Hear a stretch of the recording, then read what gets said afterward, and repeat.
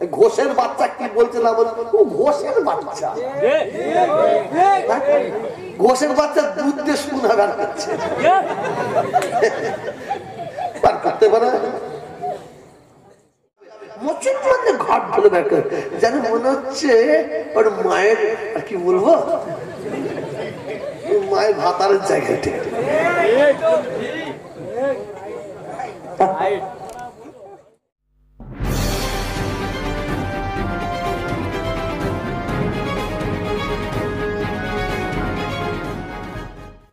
আজকে নরেন্দ্র মোদী ভারতবর্ষের প্রধানমন্ত্রী, নরেন্দ্র মোদী ভারতবর্ষের প্রধানমন্ত্রী, আমরা সারা ভারতবর্ষের মানুষ আতঙ্কে ভুগছি। কিসে? এনআরসি, ঠিক না বেটি? এনআরসি। স্বরাষ্ট্রমন্ত্রী বারবার বলছে আমি বাংলা এনআরসি করব, আর মুখ্যমন্ত্রী মমতা ব্যানার্জি কি বলছে? এনআরসি করতে দেবো না। এসব ভাই বোনের চক্রান্ত, এসব ভাই বোনের চক্রান্ত। এনআরসি হোক আর নাই হোক, আমি কিন্তু ধন্যবাদ দিচ্ছি নরেন্দ্র মোদীকে। আবার এটা খারাপ বুঝবে না তো, বিজেপি হয়ে গেছে। একদল মুসলমানের বাচ্চা আছে যাদের রক্ত দোষ, একদল মুসলমান যাদের জন্মের দোষ আছে, রক্ত দোষ আছে, তারা এই ধরনের মন্তব্য করে। তৃণমূলে ফেলছে, খেয়ে গেলে হয় না বিজেপি খাবে, এর রক্ত দোষ আছে না, এরকম জন্মের দোষ আছে। আর যাদের জন্মের দোষ, রক্ত দোষ, তারা পিছনে কথা বলে। আর যাদের রক্তের দোষ থাকে না, জন্মের দোষ থাকে না, তার সামনে কথা বলে। আমি তহা হুজুর, আল্লাহ আমাকে দিয়ে 99টা ভালো কাজ করিয়েছে, 99টা। সেইটা লোকের কানে কানে কেউ বলে না, আর একটা ভুল বসে যদি খারাপ হয়ে যায়, আছে না ইমান, ওই জন্য বুঝে গেলে চাকরি। ভাবতে পারেন যে দল আল্লাহর ঘর মসজিদ ভাঙে, তাকে কোন মুসলমান সাপোর্ট করতে পারে? জোরে বল, জোরে বল, সাপোর্ট করতে পারে? তারপরও কিন্তু আমি আমার তরফ থেকে নরেন্দ্র মোদীকে ধন্যবাদ জানাই একটাই কারণে, আমার বাংলার মুসলমান, ভারতবর্ষের মুসলমান তো বাদ দেন, আমি ওইদিকে যাচ্ছি না, আমার বাংলার মুসলমানরা ঘুমোচ্ছিল, এদের কিন্তু জাগিয়েছে কিন্তু নরেন্দ্র মোদী, এদের জাগিয়েছে নরেন্দ্র মোদী। হ্যাঁ, ঘুম হারাম করে দিয়েছে, কিন্তু আবার ঘুম দিবার চেষ্টা করছে মমতা ব্যানার্জি। অতএব মমতা ব্যানার্জির কথাও শুনবো না, আর নরেন্দ্র মোদীর কথা শুনবো না। এনআরসি ও বলতে করবো, আর এ বলছে দেখার দরকার নেই। আমি আপনাদের বলছি, নরেন্দ্র মোদী আমাদের ঘুমটা ভাঙিয়ে দিয়েছে। আমরা যারা ঘুমিয়েছিলাম, কিন্তু আমরা জানতে পারলাম আমাদের কাগজপত্রটা ঠিক করে রাখতে হবে, ঠিক করে রেশন কার্ডটা ঠিক করে রাখতে হবে, ভোটার লিস্টে নাম উঠেছে কিনা দেখে রাখতে হবে, নামটা ঠিক আছে কিনা দেখতে হবে, আই কার্ডটা ঠিক আছে কিনা দেখতে হবে, প্যান কার্ডটা ঠিক আছে কিনা, ঠিক না বেটি? এতে উপকার হয়েছে না লস হয়েছে? অতি না লাভ? আমি তোহা, আমি আমার কথা বলছি, আমিও ঘুমিয়েছি যখন বুঝে বেড়েছে। আমি আমার কাগজপত্র দিয়ে দেখছি, আমার একটা কাগজ আছে 48 বছর, একটা আছে 49, একটা 51। আমি খুদার কথা মিথ্যে বলিনি, সংশোধন করে নিচ্ছি। সেই কাগজ 3টে নিজে যাই, আমাকে বললো আপনি কবার জন্মেছিলেন, বলবে না? বলবেন না? তা আমাদের এই উপকারটা তো করেছে ভারতবর্ষের মুসলমান। শুনে নাও, আমাদের কোনো ভয় নাই। ভয় যারা উপর বাংলা থেকে লাভ মেরে মেরে এসেছে, কাঁটা, যারা কাঁটা ছিঁড়ে গা ছিঁড়ে ছিঁড়ে এসেছে, আমাদের লাভ নাই। ঘোষের বাচ্চা কি বলছে না বলছে, ও ঘোষের বাচ্চা, ঘোষের বাচ্চা দুধ দিয়ে শুনা বের করছে, করতে পারে? ও মাকে কি বলে? ওরা মাকে গরুকে কি বলে? কি বলে? সত্যিকার বলে না বলে না? তো ওরা যদি গরু যদি গরুকে মা বলে তাহলে ওর বাপ হবে ষাট। আমি কিন্তু এ নিয়ে বলছি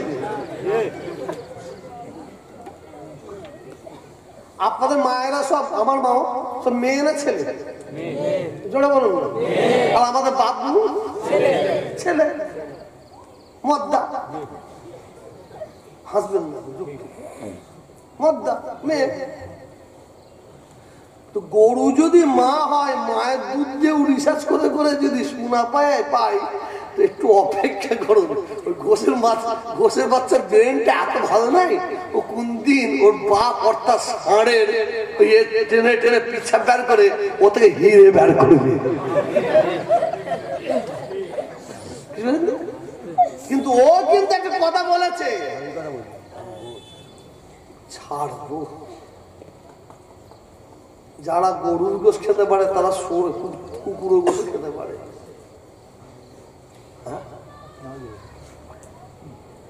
ওকে জিজ্ঞেস করুন, বলবে মানুষ যেমন সায়েন্সের লোকেরা মানে মানুষ পয়দা হয়েছে কি থেকে? মানুষ জানেন? অনুমান থেকে। বলে না বৈজ্ঞানিক কি বলে? অনুমান। হয়তো ওই জাতের মধ্যে পড়বে, কিন্তু আমরা মুসলমান, আমরা হনুমান থেকে হয়নি, আমরা মানুষ থেকে হয়ে এসেছি। আমাদের আদি পিতার নাম, মায়ের নাম, ওর থেকে কি আশা করবেন? ও আবার কি বলছে, কিছু কম বেশি 2 কোটি মানুষকে, বাংলার 2 কোটি মানুষকে ঘাড় ধরে ওপার বাংলায় ফেলে দেবো বলে নে।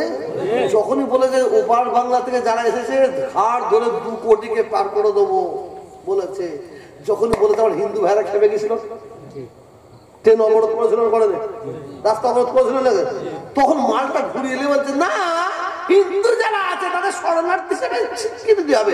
মুসলমানদের ঘাট ধরে বের করে যেন মনে হচ্ছে ওর মায়ের, আর কি বলবো, মায়ের ভাতারের জায়গাতে।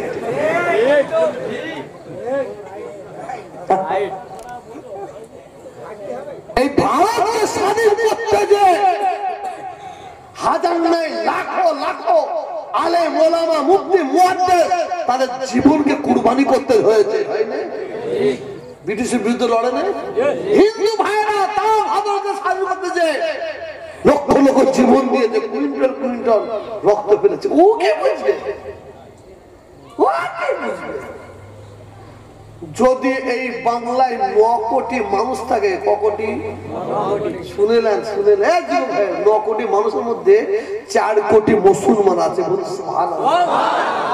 আমি কম করে বলছি, অনেক বেশি, ওরা কম দিয়ে রেখেছে, দমিয়ে 27। 9 কোটি, যদি 9 কোটি মানুষকে এনআরসি আওতায় ফেলা হয়, যদি মানে ওর কথা শুনে বলছি, কার কথা? ঘোষের কথা। 2 কোটি যদি এনআরসির আওতায় পড়ে, 1 কোটি 99 লক্ষ ওদের দল পড়বে, ওরা পড়বে। বাংলাদেশের বর্ডার এলাকা ফাঁকা হয়ে যাবে, বসিরহাটের বর্ডার এলাকা ফাঁকা হয়ে যাবে, মুর্শিদাবাদের বর্ডার এলাকা ফাঁকা হয়ে যাবে। কিন্তু আমরা চাই না। যাদের ঘরে তুমি রেশন কার্ড দিয়েছো, তাদের পাসপোর্ট দিয়েছো, যাদের ভোটার লিস্টে নাম উঠেছো, তাদের ঘরে ঘাট ধরে বের করবে, তার বিরুদ্ধে আমরা, তার বিরুদ্ধে আমরা। খুব ভালো যেটা বলতে চাইছি, কিছুদিন আগে দেখেছেন এইসব দাড়িওয়ালা, এইসব টুপিওয়ালা গুলোকে, একটা হিন্দু যদি খারাপ হয় সব হিন্দু খারাপ, একটা মুসলমান যদি খারাপ হয় সব মুসলমান খারাপ বলা যাবে না। কিন্তু অল্প কিছু হিন্দু, অল্প সীমিত কিছু হিন্দু দেখবেন, ওরা দাড়িওয়ালা টুপিওয়ালা দেখলে ওদের পায়খানা রাস্তায় টুটটুট করে না, সুসুর করে। কেমন? দাড়িওয়ালা হেঁটে যাচ্ছে, জয় শ্রীরাম, টুপিওয়ালা যাচ্ছে, দেখে সুসুর করছে, জয় শ্রীরাম বলতো না। এখন আওয়াজ কমেছে না বেড়েছে? একটু জোরে বলুন, একটু জোরে বলুন। এখন জয় শ্রীরাম ভুলে গেছে, এখন কি হচ্ছে শুনবেন, জয় নার্সি, জয় নার্সি।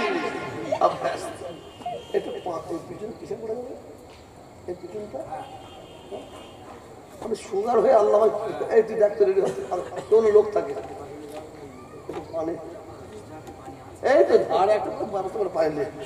হ্যাঁ কিছু মনে করবেন না, আমি সুগার রোগী একটু দোয়া করবো, আল্লাহ আমাকে বিমার থেকে শেফা দান করবো না, আমিন। একটু জোরে বলে আল্লাহ।